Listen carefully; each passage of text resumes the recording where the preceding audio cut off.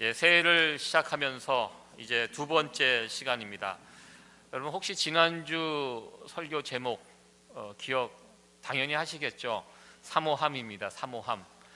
우리가 한 해를 시작하면서 올 한 해도 우리가 승리해야 하는데 이 승리의 비결 사모함이라고 제가 말씀드렸습니다. 하나님을 사모하는 마음, 그 마음이 있으면 올 한 해도 우리가 믿음으로 승리할 수 있다. 지난주 말씀의 내용입니다. 우리가 이 사모함이라는 것이 또 갑자기 우리 가운데 생기는 것이 아니라고 말씀을 드렸습니다. 이 사모함, 사무엘 선지자가 20년 동안 하나님의 말씀으로 섬겼을 때 이스라엘 백성들 가운데 사모함이 생겨나게 되었다. 그래서 이 사모함과 하나님의 말씀은 뗄래야 뗄 수 없는 관계입니다. 그래서 오늘 새해를 시작하면서 이 두 번째 시간으로 하나님의 말씀, 이 하나님의 말씀에 대해서 보다 더 구체적으로 생각해 보는 그런 시간 되도록 하겠습니다. 우리가 살아가고 있는 이 시대, 이 인터넷의 바다, 인터넷 세상입니다. 그래서 설교도요, 좀 설교의 홍수의 시대에 저희들이 살고 있습니다. 정말 설교가 많이 들려집니다. 이 기독교 TV라고 이렇게 했는데요, 방송으로 한 주간 이렇게 방송되어지는 설교가 라디오, 여러 가지 방송 도구들이 많이 있습니다. 일주일에 2,000편 정도가 설교가 세상에 오픈이 된다고 합니다. 또 개인적으로 또 개교회, 또 교회 홈페이지에 들어가면 저희 교회도 이제 인터넷을 통해서 교회가 띄워져 있는데 그걸까지 따지면 수십만, 전 세계적으로 따지면 수백만의 설교가 한 주에 이렇게 소개가 되지 않을까 이렇게 생각이 됩니다. 예전에 비해서 참 설교를 듣기 쉬운 시대에 우리가 살아가고 있습니다. 제가 전도사 시절만 하더라도 이 설교를 그렇게 들을 수 있는 기회가 흔치 않았습니다. 교회에 찾아가서 예배에 참석해서 설교를 듣든지 아니면 교회에서 만들어준 카세트 테이프에다가 녹음을 해서 그거 이제 비매품으로 이렇게 나눠주고 또 그것을 가지고 듣고, 또 예전에 제 신학생 때에는 그 테이블, 그 당시 유명하신 또 그 설교자들, 박조준 목사님, 오카는 목사님, 그리고 곽선희 목사님, 그 당시 아주 기라성 같은 설교자들이 있었습니다. 그분들 테이블 즐겨 들었던 그런 기억이 있습니다. 요즘은 그렇게 수고하지 않아도 귀한 좋은 설교들을 쉽게 접할 수 있게 됩니다. 스마트폰을 통해서도 설교를 쉽게 듣습니다. 그래서 요즘은요, 누워서도 들을 수 있고 앉아서도 들을 수 있고 누구하고 이야기하는 가운데도 들을 수 있고 뛰면서도 들을 수 있습니다. 저는 이 런닝머신에서 뛸 때 보통 하루에 한 30분 정도 뛰려고 하거든요. 그럴 때 30분짜리 설교를 딱 하고 듣습니다. 그러면 설교 시작과 끝날 때까지 다 들으면 30분 뛰면서 이제 설교를 이렇게 들을 수 있고, 그 들으면서 참 좋은 세상에서 우리가 살고 있구나 이런 생각을 해보게 됩니다. 여러분들은 한 주에 설교를 한 몇 편 정도 듣고 계십니까? 목사님 설교 한 편이면 충분합니다. 이렇게 이야기해 주시면 감사하고요. 이 현대를 살아가는 오늘날의 성도들이요, 중세를 살았던 우리 신앙의 선배들보다 신학적인 지식이 최소 20배에서 30배 정도 많이 가지고 있다고 합니다. 그러나 우리는 여기서 질문을 해보게 됩니다. 그렇다면 오늘을 살아가는 현대 크리스찬들이 그 과거에 중세를 살아갔던 성도들보다 훨씬 신앙이 좋은가? 이 질문을 또 해보게 됩니다. 좋은 설교를 많이 듣는다고 해서 우리의 신앙이, 우리의 믿음이 금방 커지고 온전하다는 것은 이것은 맞지 않는다고 생각을 해 보았습니다. 별개의 문제라는 것입니다. 좋은 설교를 많이 듣는 것과 우리의 신앙이 좋은 것과는 다른 차원의 문제가 아닌가 이런 생각을 해보게 됩니다. 요즘 시대 사람들이 즐겨 찾는 설교자들이 있습니다. 제 아내는 이찬수 목사님 설교를 늘 듣습니다. 저와 비교하면서 늘 듣는데요. 여러분들은 즐겨 듣는 설교자가 누가 있으십니까? 사람마다 다 다르더라고요. 어떤 분들은 장경동 목사님 설교를 참 좋아하시는 분이 있고요. 뭐 오카노 목사님 이제 고인이 되셨지만 저도 그분 설교를 지금도 가끔 듣습니다. 그분의 설교를 들으면 가슴이 뜨거워져요. 그 열정이 있으시기 때문에 말씀을 들으면 식었던 내 심령이 다시 한번 불일 듯 일어나는 그런 설교. 그래서 가끔 오카노 목사님 그 생전에 하셨던 설교를 찾아서 듣고 있습니다. 참 많은 분들이 목사님들의 설교를 듣는데요, 다 다르더라고요. 참 어떻게 보면 설교의 홍수의 시대에 우리가 살고 있다고 생각이 되는데요, 홍수 때 정말 먹을 물이 없는 것처럼 참 많이 듣지만 싹 우리가 들음으로써 우리의 영혼이 채워지는 그런 경험은 잘 하지 못하는 것 같습니다. 각 시대마다 귀한 설교자들이 세워져서 그 시대를 깨우고 하나님의 말씀으로 이끌어갔던 사람들을 우리는 보게 됩니다. 요즘 어떤 분야에 특출한 사람을 가리켜 진짜가 나타났다라고 이야기합니다. 그런 면에서 우리 예수님은 진짜였습니다. 역대 통틀어서 가장 위대한 설교자가 누군가? 예수님이시죠. 예수님만큼 설교의 대가가 어디에 있겠습니까? 예수님은요, 하나님의 아들, 하나님이셨습니다. 하나님에 대해서 너무나 잘 알고 계신 분이었습니다. 또한 예수님은, 또 우리 하나님은 인간을 창조하셨습니다. 창조주십니다. 우리에 대해서 너무너무 잘 알고 계십니다. 목회자가 하는 일이 무엇입니까? 하나님에 대해서 공부하고요, 사람에 대해서 공부하는 겁니다. 이 두 분야를 열심히 공부하고 익히고, 그래서 하나님 말씀 전하는, 이게 이제 설교자들이 해야 할 일인데요, 그런 면에서 우리 예수님은요 퍼펙트 하신 분이었어요. 하나님 잘 아시죠. 그리고 인간을 잘 아셨습니다. 예수님께서 하셨던 그 말씀 한마디 한마디는 정말로 귀한 말씀이었습니다. 생명을 살리는 진짜 설교자가 우리 예수님이셨습니다.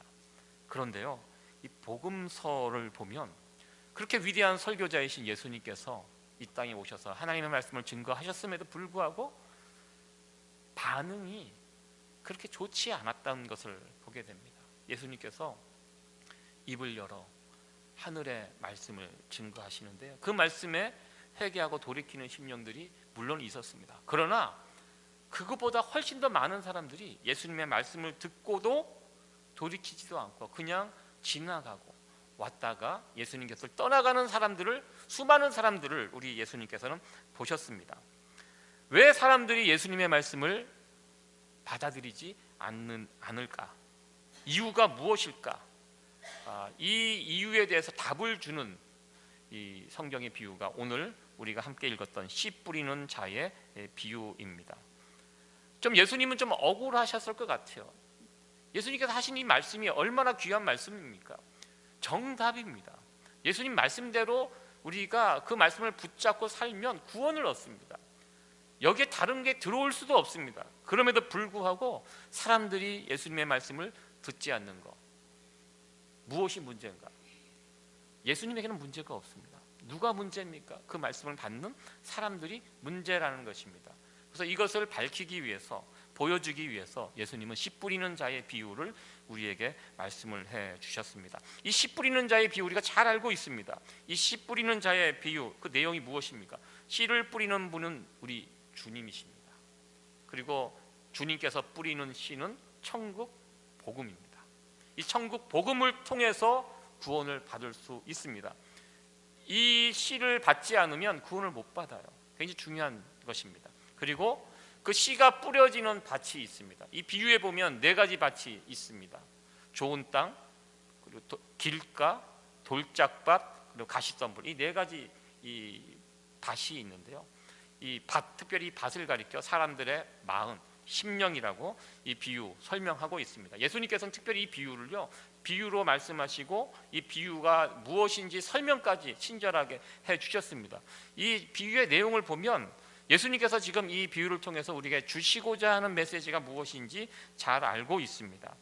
우리가 이 비유를 통해서 알아야 될 것, 오직 좋은 땅에 떨어진 씨만 열매를 맺을 수 있다는 것입니다. 네 가지 밭 가운데 이 좋은 땅이 그래서 되게 중요합니다. 길가, 돌, 가시덤불, 이 밭은, 이곳은 떨어져도 씨가 열매를, 뿌리를 내리지 못하고요, 금방 이게 말라 비틀어져서 열매를 얻지 못하는 이 길가, 돌, 가시덤불입니다. 사실 이 부분은 우리가 신경 별로 안 써도 됩니다. 중요한 것은 좋은 땅입니다. 이 좋은 땅, 좋은 땅이 무엇인지, 좋은 심령이 무엇인지, 그 말씀에 대해서 오늘 본문의 말씀을 통해서 살펴보도록 하겠습니다. 15절에 사실 이 15절 한 절 말씀이 오늘 본문에서 굉장히 중요합니다. 우리 15절 말씀을 다시 한번 읽어보도록 하겠습니다. 시작. 좋은 땅에 있다는 것은 착하고 좋은 마음으로 말씀을 듣고 지키어 인내로 결실하는 자니라. 네. 좋은 땅이 무엇인가? 착하고 좋은 마음으로 말씀을 듣고 지키어 인내로 결실하는, 이 좋은 땅이 그것입니다. 듣고 지키고 인내로 결실하는 것, 이것이 좋은 땅, 좋은 심령입니다.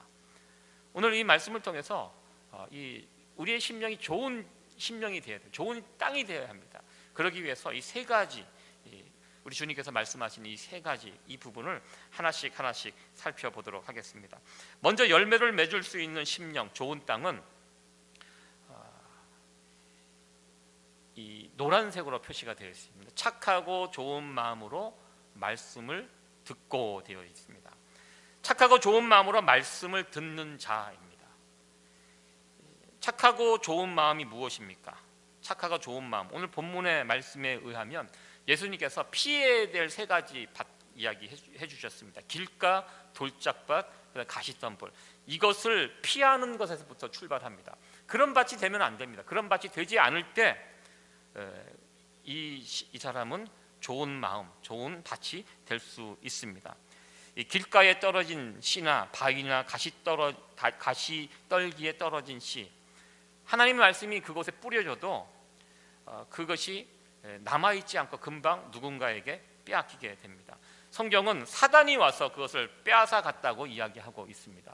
사단이 왜 뺏어가는지 아십니까?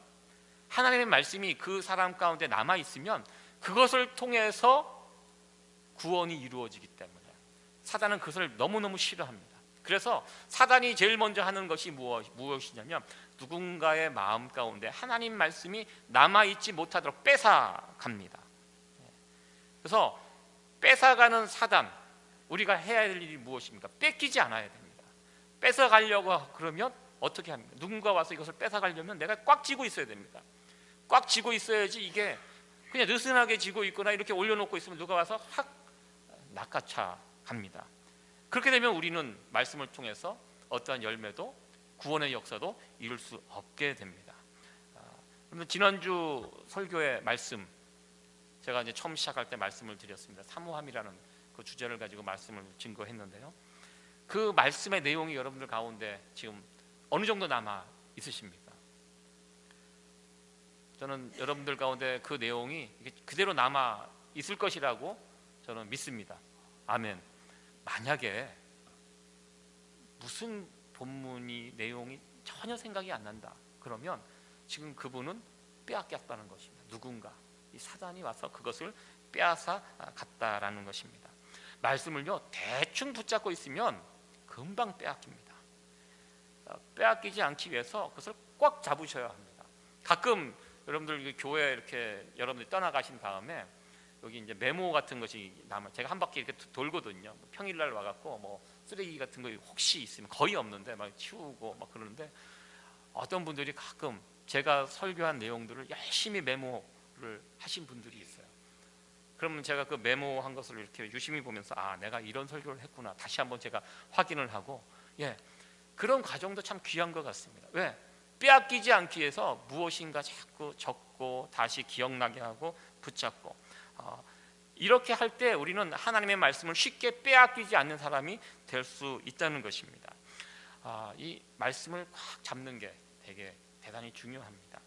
제가 대학생 때였습니다. 대학생 때 참 물건을, 지금은 그렇지 않은데요, 물건을 참 잘 잊어먹었던 것 같아요. 특별히 우산은 정말 잘 잊어먹었습니다.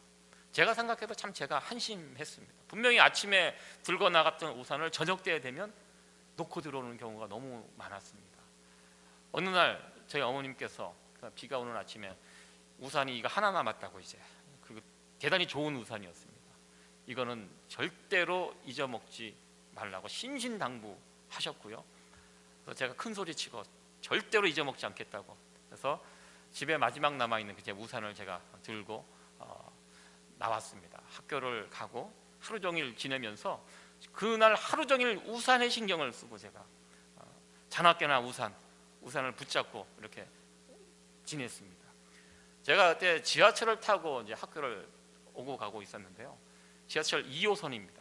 2호선을 타고 잠실역에서 제가 내리고 그래서 버스를 타고 이제 집으로 와야 되는데요.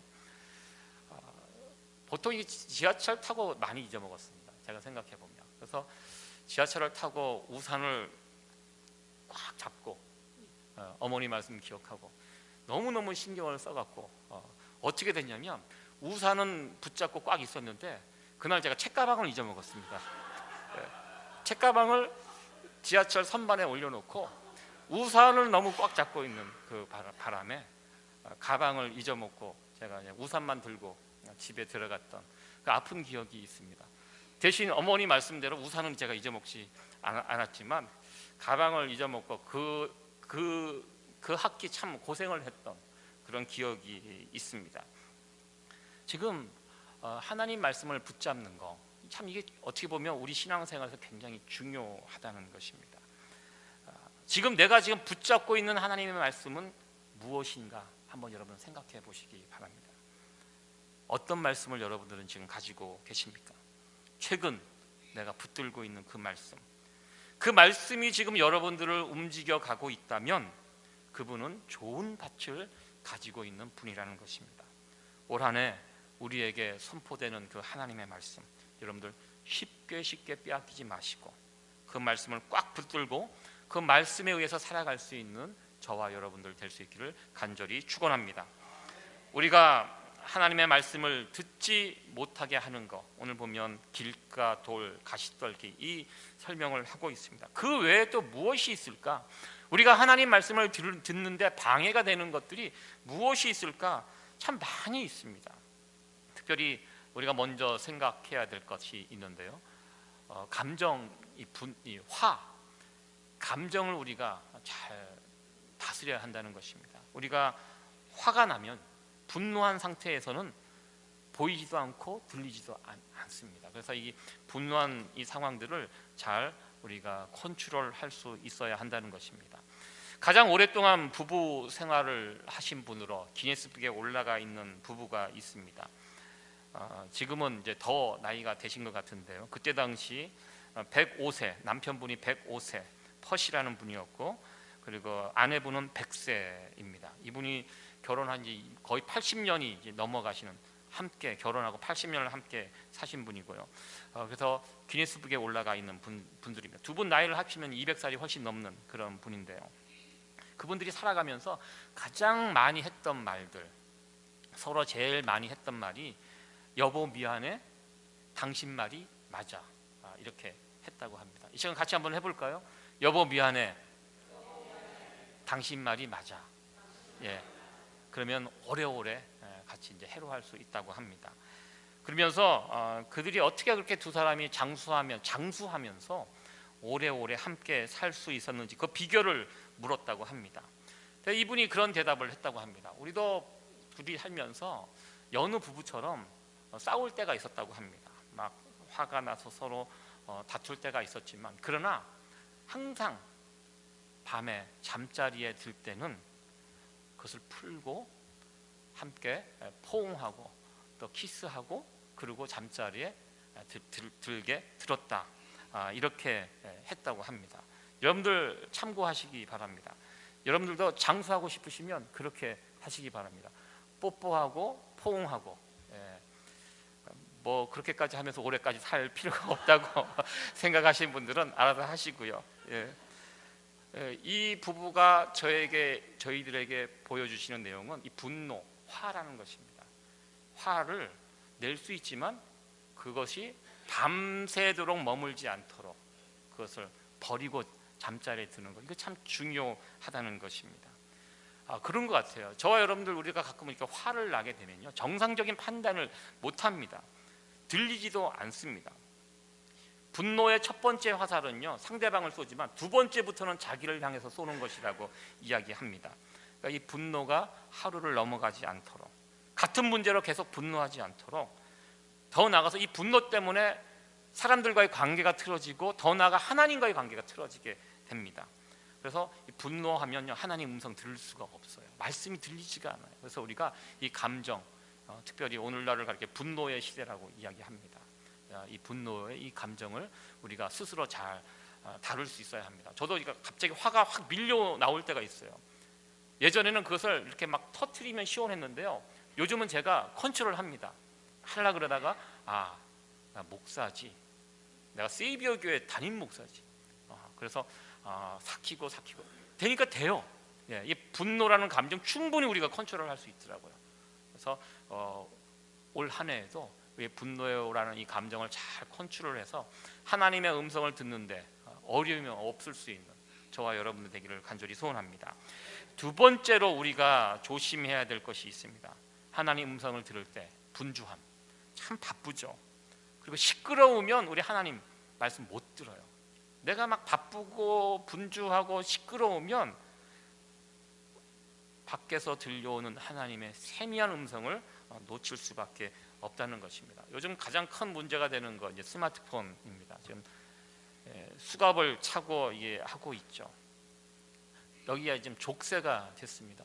평균 하루에 스마트폰을 들고 저기에 빠져서 사는 시간이요, 우리 학생들 이야기를 들어보니까 하루에 평균 5시간이라고 합니다. 5시간, 우리의 잠자는 시간과 거의 맞먹지 않습니까? 여기에 빠져갖고 이것을 헤어나지 못하고 있어요. 여기에 빠지면 우리 하나님의 말씀 못 봐요. 여기에 빠져있는 시간만큼 우리가 하나님의 말씀을 읽을 수 있다면, 볼 수 있다면 우리의 삶은 금방 달라질 것이라고 저는 생각합니다. 우리가 하나님과 교제하는데 가장 큰 방해가 되는 것, 저는 젊은 세대는 저것이라고 생각합니다. 여러분들은 어떠하십니까?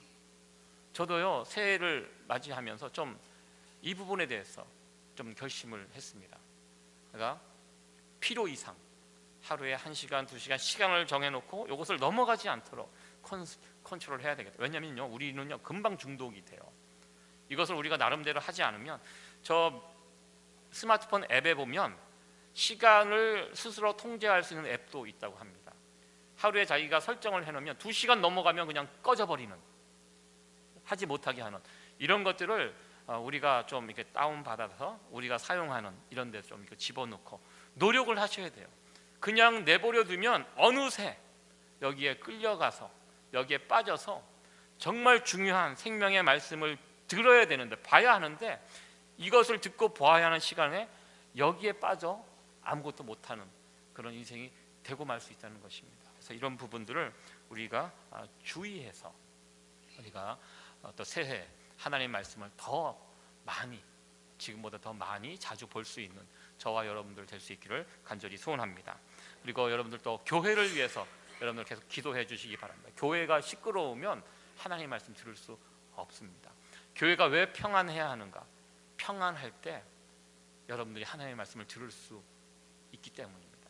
교회가 시끄럽고 복잡하고 막 그러면요, 교회 와서 다른 생각을 하게 됩니다. 교회가 평안하면요, 평안할 때 복이 무엇인가? 성도들이 하나님의 말씀을 조용히 들을 수 있다는 것입니다. 저도 이 일을 위해서 늘 기도합니다. 여러분들도 교회를 위해서, 올 교회, 우리 세이비어 교회가 2019년도 한 해 평안한, 하나님이 주시는 평안함이 넘쳐서 온 교회 성도들이 하나님의 말씀을 잘 들을 수 있는 그런 한 해가 되게 해달라고 여러분들 기도해 주시기 바랍니다. 두 번째로 우리가 좋은 땅, 열매를 맺기 위한 이 착한 좋은 심령이 되기 위해서 필요한 것, 노란색으로 좀 표시가 되어 있습니다. 좋은 땅에 있다는 것은 착하고 좋은 마음으로 말씀을 듣고 지키어, 제가 노란색 지킨다는 이 말씀 표시를 해놨습니다.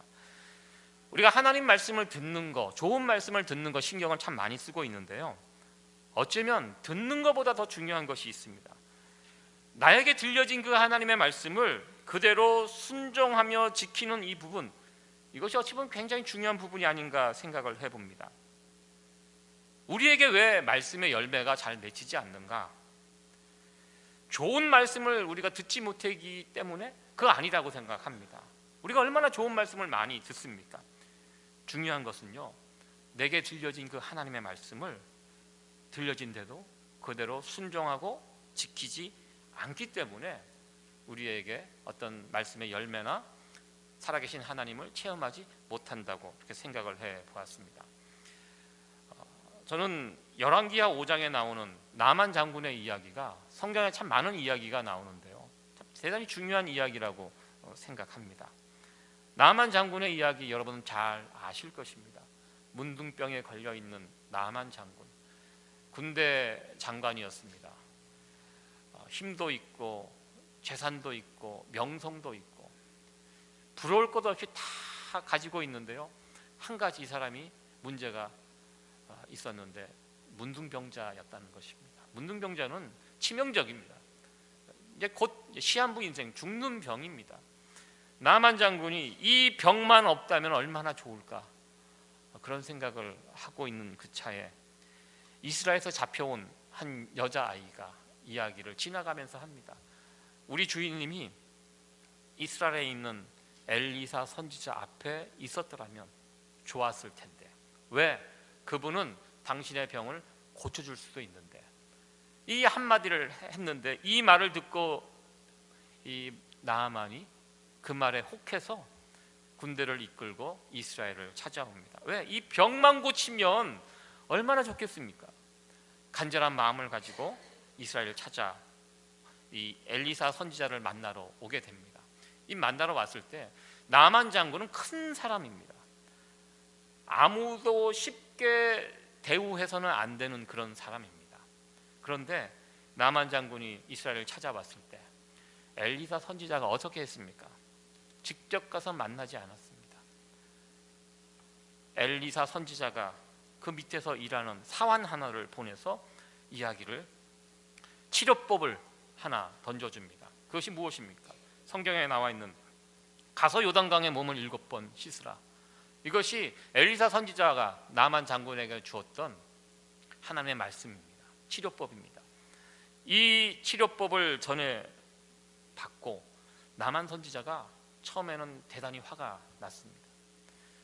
이거 무슨 상황이야? 내가 어떤 사람인데 본인이 직접 오지도 않고 종을 하나 보내서 했던 이 말이 되는 이야기가 아닙니다.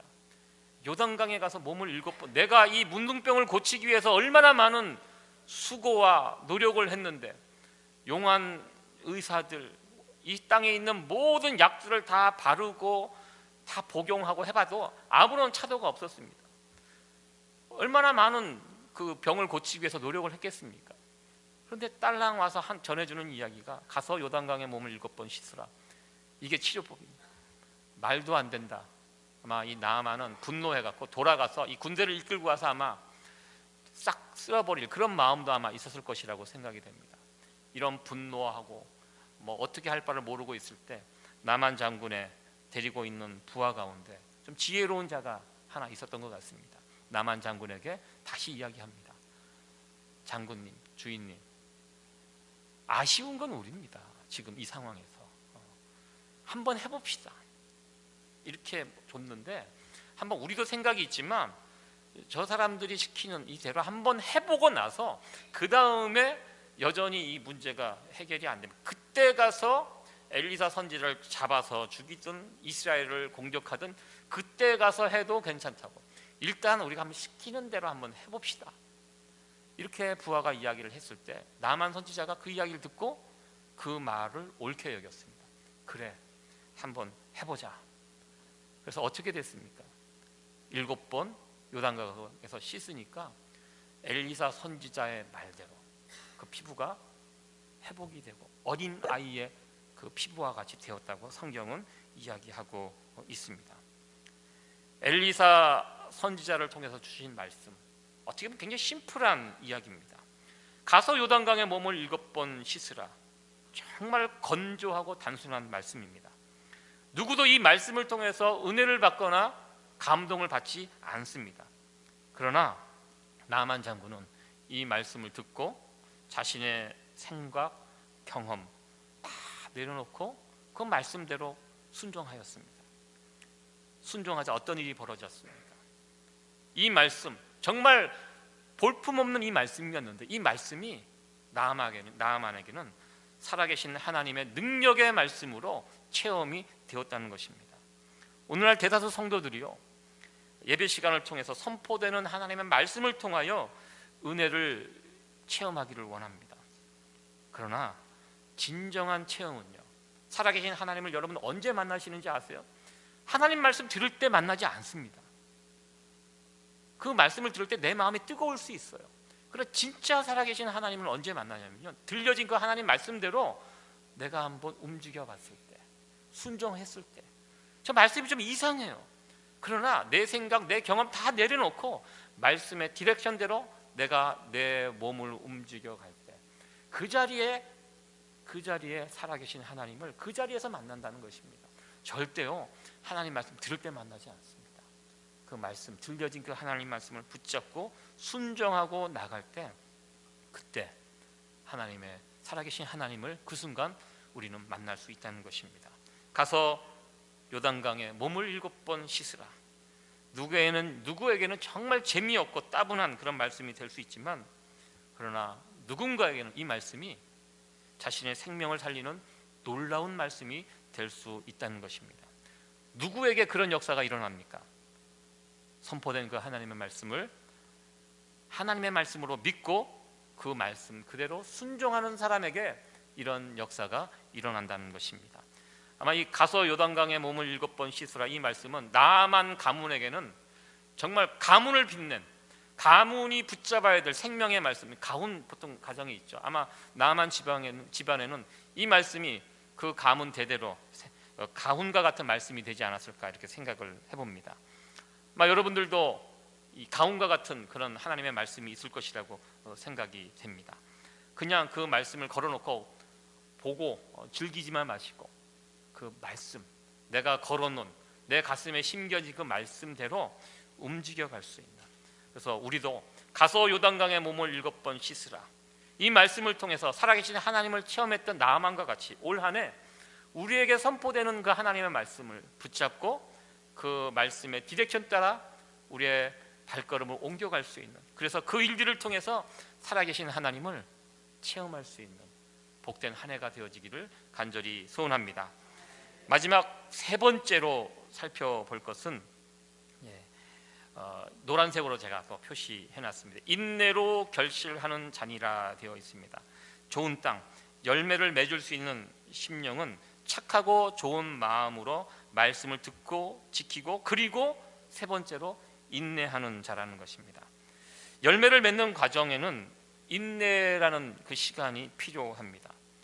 요즘 이 열매는 사람들이 참 좋아합니다. 그러나 그 좋은 열매를 맺어가는 이 과정이 좀 고통스럽거든요. 그래서 그 과정을 좀 건너뛰고 좀 빠르게 속성으로 열매를 구하려고 합니다. 농부가 봄철에 씨를 뿌리고, 그리고 그 뿌려진 씨가 싹이 나고 여름 잘 가꿔야 합니다. 그리고 가을이 되고 시간이 되면 열매를 맺게 됩니다. 말씀을 통해서 열매를 맺는 것도 이와 비슷하다고 생각을 해보았습니다. 한두 번 말씀 듣고 열매를 바로 맺는 것이 아니라는 것입니다. 오늘 본문의 내용 연결이 다 되어 있습니다. 말씀을 듣고 그 말씀을 내가 붙잡고 있고요, 사단이 와서 그 말씀을 빼앗으려고 합니다. 그럴 때 빼앗기지 않고 발버둥 칩니다. 내가 이 말씀을 결코 빼앗기지 않으리 하면서 뺏으러 왔던 그 사단과 다툼이 있습니다. 막 이렇게 뒹굴고 버티고, 그런 과정. 그리고 나서 나만 장군처럼 내 생각, 내 의지 다 내려놓고 하나님 말씀에 순종하고, 이런 과정들이 반복이 될 때, 시간이 가고 이런 것이 여러 번 반복될 때 그 마음은 좋은 마음으로 바뀌게 됩니다. 열매를 맺을 수 있는 좋은 심령이 될 수 있다는 것입니다. 갑자기 나쁜 땅이 좋은 땅으로 어느 순간 확 바뀌는 것이 아니라는 것입니다. 땅이 한번 오염이 되면요, 이것이 바뀌는데 참 오랜 시간이 걸리게 됩니다. 1986년도 체르노빌에서 원자력 그 발전소가 폭파하면서 난리가 났습니다. 그런데 지금 몇 년이 흘렀습니까? 1986년도에 그 일이 벌어졌는데요. 33년 됐나요? 많은 시간이 흘렀지만 아직도 그곳에는 사람이 못 삽니다. 그 땅이 사고 나기 이전 땅으로 돌아가는데 몇 년의 시간이 걸리는지 혹시 아십니까? 2만 년 걸린다고 합니다. 2만 년. 땅이 이전과 같이 깨끗한 땅으로 했고 돌아가는데, 그러니까 원자력이 그만큼 무섭다는 거죠. 지금 일본이 지금 사고가 났잖아요. 비슷한, 어찌 보면 더 심각한 사고인데, 그래서 일본 가르쳐 지금 일본 망했다고 사람들이 이야기하는 것이, 그게 결코 잘못된 이야기가 아니라고 저는 생각합니다. 그 원래 그 땅이 한번 오염돼서 그것이 회복되는데 그 정도 시간이 걸립니다. 우리의 오염된 심령이 바뀌는 그 시간, 그 정도는 아니라고 저는 생각이 됩니다. 그러나 여기에 시간이 필요하다는 것입니다. 요단강에 가서 한 번 씻고 나온 것이 아니죠. 7번, 나아만은 7번의 그 과정이 있었고요. 어쩌면 우리들은 70번, 700번의 이런 과정이 있을 수 있다는 것입니다. 하나님의 말씀을 듣고 지키고 인내하는 이 과정, 이것이 반복되고 또 반복되고 자꾸 거듭거듭 반복될 때 어느새 우리의 심령은 좋은 심령으로, 열매 맺는 좋은 땅으로 바뀌어 나갈 수 있다는 것입니다. 올 한 해 우리에게 선포되는 그 하나님의 말씀을 꼭 붙들고 그 말씀대로 행하고 그 말씀에 의지하여서 우리의 자리에서 인내하며 살아갈 때, 그래서 결국 우리 안에 풍성한 말씀의 열매들이 맺혀지게 될 것입니다. 이 귀한 과정과 모습이 우리 가운데 일어나는 귀한 2019년도 새해가 되어지기를 간절히 소원합니다. 말씀을 정리하도록 하겠습니다. 좋은 시, 좋은 밭, 제가 이렇게 한번 나눠 봤는데요. 예수님께서 말씀하신 것은 좋은 시입니다. 그렇다면 어떤 분이 그런 질문을 하더라고요. 목사님이 설교하시는 그 말씀이 좋은 시라는 보장이 있습니까? 이렇게 좀 공격적으로 이야기를 하시는 분이 있습니다. 가만히 생각해 보니까 맞는 말이에요. 자칫 저는 사람이기 때문에, 예수님이 아니잖아요. 예수님은 다 좋은 시예요.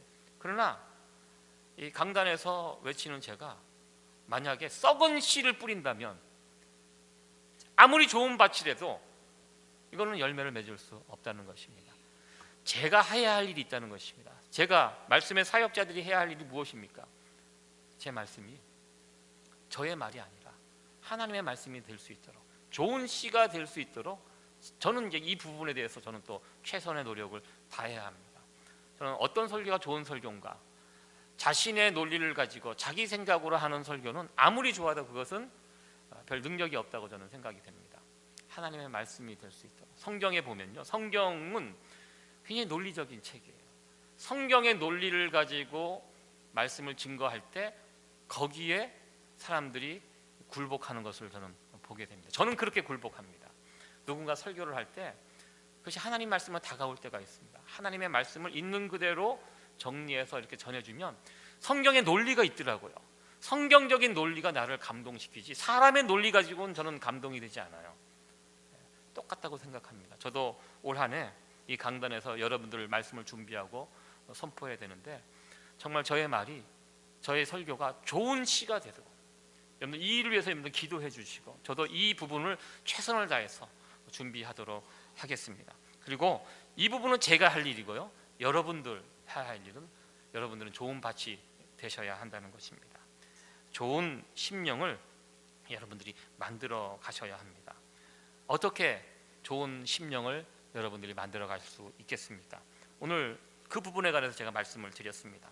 선포되는 그 하나님 말씀을 잘 듣고 그 말씀을 꽉 붙드시고, 누가 분명히 말씀을 붙잡고 있으면 뺏으러 와요. 그때 그냥 쉽게 뺏기지 마시고 꽉 붙잡고, 다른 거 다 놓쳐도 그거 꽉 붙잡고 있으면 여러분 됩니다. 그리고 꽉 우리가 말씀을 붙잡는다는 것이 무엇입니까? 듣고 가만히 있는 것이 아니라 그 말씀대로 행하는 것입니다. 그 말씀대로 내가 해보는 것입니다. 내 생각도 내 경험도 있지만 그거 일단 내려놓고 말씀의 디렉션에 따라 내가 행할 때, 그럴 때 우리의 심령은 좋은 심령, 좋은 밭이 되게 된다는 것입니다. 그리고 이것이 한두 번 하고 되는 거 아니라고 제가 말씀을 드렸습니다. 인내를 가지고 거듭 7번, 70번, 700번이라도 계속 이 과정을 반복해 나갈 때 우리의 심령은 좋은 심령, 좋은 밭이 되어서 좋은 밭에 씨가 뿌려지면 열매가 반드시 맺혀지게 됩니다. 그래서 올 한 해 말씀의 풍성한 열매를 맺을 수 있는 저와 여러분들 되어지기를 간절히 소원합니다. 마지막으로 오늘 설교한 내용들을 정리하면서 같이 구호는 아니지만 같이 한번 세 가지 외치고 설교를 마무리하도록 하겠습니다. 제가 하얀색은 제가 읽고 노란색은 우리 성도님들이 큰 소리로 한번 외쳐주시기 바랍니다. 외치실 때 정말 그렇게 되고 싶은 간절한 마음을 가지고 같이 읽겠습니다. 착하고 좋은 마음으로, 착하고 좋은 마음으로, 착하고 좋은 마음으로. 아멘. 그래서 올 한 해 우리 가운데 말씀의 풍성한 열매가 맺혀지는, 그래서 하나님 앞에 온전한 영광을 올려드릴 수 있는 우리 세이비어 공동체가 되어지기를 간절히 축원합니다. 네, 기도하시겠습니다.